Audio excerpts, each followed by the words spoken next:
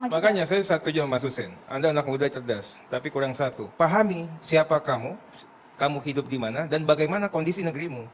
Kita bicara ideal, bicara demokrasi, bicara apa, tapi nggak tahu. Lapas yang sekarang ini, lapas zaman Belanda yang kayu aja banyak. Kita nggak usah bicara hidran. Lapas yang tidak ideal dari sejak awal, nggak usah orang kedobrak, dia bisa keluar sendiri. Itu banyak sekali.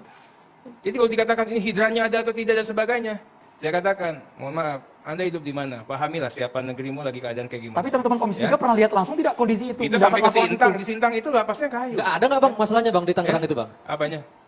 Pernah ngecek nggak, lihat nggak ada hidrannya? Nah, bisa saja, mungkin saja ada dan mungkin saja tidak ada ya. Tapi itulah keadaan lapas kita. Dan itu nggak boleh dibiarkan bang. Tapi nggak boleh dibiarkan. Makanya Anda sebelum bicara, Anda baca. Nih saya kasih bukunya. Apa nggak diminta sama Kumham? Saya kasih bukunya ini. Jadi jangan Anda bicara, nggak tahu, oh Kumham begini. Yang dilakukan segala ide, cite, gagasan ideal tentang lapas ideal itu sudah dihadirkan. Minta ongkosnya sudah dikasih angka-angkanya. Tapi kan sampai sekarang kan kita tahu negara kita terbatas. Di tengah keterbatasan itu kita coba melakukan kinerja, upaya terbaik. Bagaimana kita bisa mengatakan fungsi-fungsi layanan publik di bidang pemasyarakatan ini tidak terganggu. Ini yang pertama. Bang Arteria, justru karena saya tahu akar masalahnya apa Bang Arteria. Kamu nggak tahu tadi di mana. Saya tahu. Bahkan nomenklatur aja nggak tahu. Ini nomenklatur ya saya katakan. Bang Ini dapat Arteria, anggaran dari mana? Nih baca nih. Nih saya baca. Bang Arteria, justru sumber masalah overcrowding sehingga itu nyedot duit banyak itu adalah karena undang-undang narkotika. Itu siapa yang ngomong? Kemenkumham sendiri. Tapi kemudian naskah akademik digantung sama dia sendiri, nggak dilakukan itu, nggak dikirim ke DPR. Kebetulan saya 50% Bang Arteria, 50% Bang Arteria. Napi kita, warga binaan kita, itu terkait soal narkotika. Udah gini, saya ngomong boleh nggak? 51,06% napi kita narkoba. 60% bandar, pengguna 40%. Ekuivalen dengan 52.000. Apa saya luar kepala? Yang ingin saya sampaikan gini, ya. Kita berkali-kali katakan, kalau yang namanya bandar, pengguna, nggak usah repot-repot penjara penuh, tembak mati. Pengguna korban yang saya katakan, pengguna korban layak hukumnya rehabilitasi. Kenapa layak? By law, undang-undang sudah memfasilitasi kok. Seandainya memang vonis hakim terbukti bersalah, yang bersangkutan tidak perlu pidana badan di penjara, tapi cukup dengan rehab. Ini keliru, ya? ini keliru. Jangan bicara keliru, Anda ini nggak tahu, tapi baca. Bang Arteria, kedua saya mau ngebantah Anda nih ya. Bicara mengenai nomenklatur tadi. Ditanyalah Dirjen, nomenklatur yang mana? Anda baca. Ini ada nomenklatur semua biaya di sini. Ya, untuk bantuan 30 juta ada jelas. Mana? Apa baca di sini. Kalian baca. Enggak bunyinya apa di situ? Kamu baca dong ya, nomenklaturnya adalah bunyinya? belanja. Maksudnya boleh? Sini. Boleh Mas? Di bagian mana Bang? Yang tadi uang Baca ini, ya.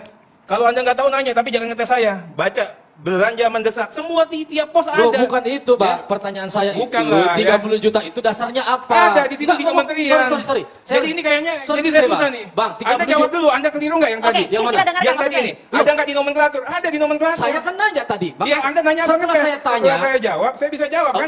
Oke, baik. Saya tanya 30 juta, dasarnya apa? Mengukur harga nyawa orang 30 juta. Itu bukan mengukur harga nyawa, Anda jangan plesetkan begitu. Gimana? Itu namanya biaya kerahiman. Biaya kerahiman itu ya tergantung di kementerian itu berapa. Nggak bisa, itu harus ada ukurannya, Bang. Gimana? Anda tahu nggak? Memang lapas akan mati, akan meninggal dunia kan nggak tahu. Bang, korban terorisme, itu jelas itu. LPSK kemarin ngomong tuh. Kalau dia korban biasa 75 juta. Kalau dia kepala keluarga 175 juta. Anda tahu nggak? Terorisme ini nomenklaturnya sudah ada. Bang. Saya nggak nanya itu. Saya ngomong dasarnya 30 juta apa? Nggak, saya nanya 30 juta dasarnya apa? Menteri Yasional. Jangan karena dia kasihan sama korban. Bukan. Misalnya, oke 30 juta. Nggak bisa begitu. Ini bukan gerombolan. Ini organisasi. Ini negara demokrasi. Organisasi ada aturan negara lainnya. Demokrasi. Ngeluarin uang negara ada aturan lainnya. Ini negara demokrasi ya. Kita berhukum yang baik. Dasarnya orang meninggal dunia dikasih uang kerohiman 30 juta, apa? Nggak bisa jawab. Dirjen nggak bisa jawab. Saya tanya Hydran, nggak bisa jawab. Ini saya udah jawab, Anda maunya keluar dari mulut menteri. Padahal dia berkantor di sana. Dia nggak lihat tuh apakah ada Hydran apa enggak. Ini udah saya jawab ya. Kemudian nanti Anda jawab ya. 2 tahun ini ngapain? 2 tahun ini menteri udah buat Permen Kumham 10. Fasilitasi restoratif justice, koordinasi polisi, hakim, jaksa. Untuk narkoba kalian janganlah pakai yang namanya pidana-pidana badan.